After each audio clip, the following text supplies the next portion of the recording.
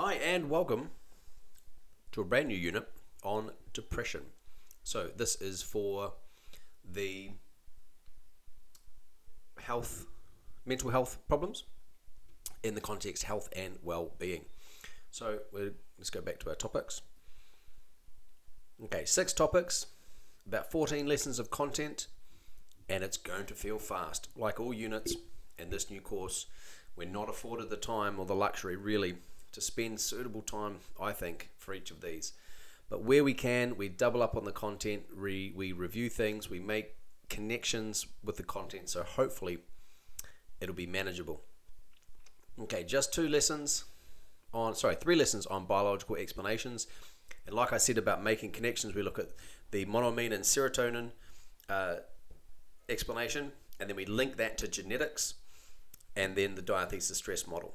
So whilst this is this covers 3 separate topics and the biological explanations, they're all interconnected, so the content demands aren't too extraordinary.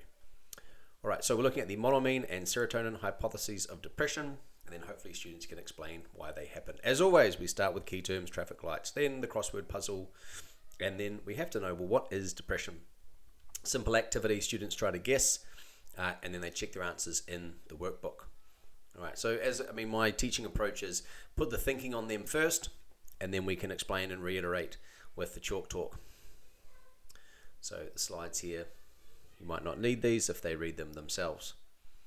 Okay, why? So students think about why do people get depression, and then we're hooking them in.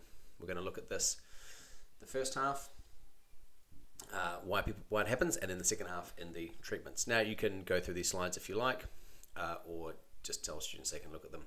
I know that a lot of people, put these slides in Wordles and Moodles, and other places. That's why I've got them here. All right, review. What do they remember about neurotransmitters? Write it in their workbooks. We covered that in criminology. And some chalk talk slides, if you like, just to review the key parts of neurotransmission. I love this. I usually give a running commentary over this little video demonstration, and I'll make a video doing just that. I really like that. Okay, and then we review neurotransmitters, and we can chalk and talk the simple monoamine hypothesis. Loving ChatGPT's image generation capabilities at the moment. You will see it a lot more in this unit than you have previously, like the little Pac-Man. All right, so here's an activity. I gave them some information. Let's use the collective pronoun. We've given them some information and see if they can figure this out. Will taking epronizid, I should know how to pronounce that, but I don't. And then they can check their answers in the workbook. Will it cause depression? Now the answer is no, it won't. In fact, it should help. Now they might. And then we can explain why. Okay. Right, all the contents here. I won't reiterate the content because you can read it for yourself in the book. The purpose of this video is to give you a quick lesson overview. All right. And then here, so if they can. The key to explaining depression is to make the link between the cause and the symptoms. And so here they can look at the symptoms in the workbook and see which ones they think might be caused by low serotonin. Okay, and then this can give their explanations just that little bit more depth.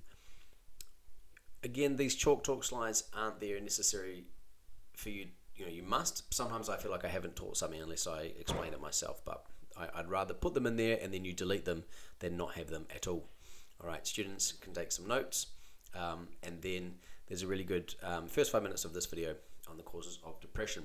New activity, we don't give them the questions ahead of time. We make it a mystery question, so that way they can't use ChatGPT for homework to use the answers. They actually have to watch it, and then we'll be quizzing them tomorrow. So in this pretty straightforward lesson, the serotonin hypothesis, we're reviewing neurotransmission and serotonin from criminology, and we're linking it to the symptoms of depression.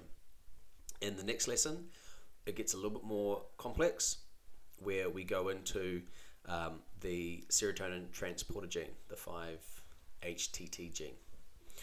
Alrighty.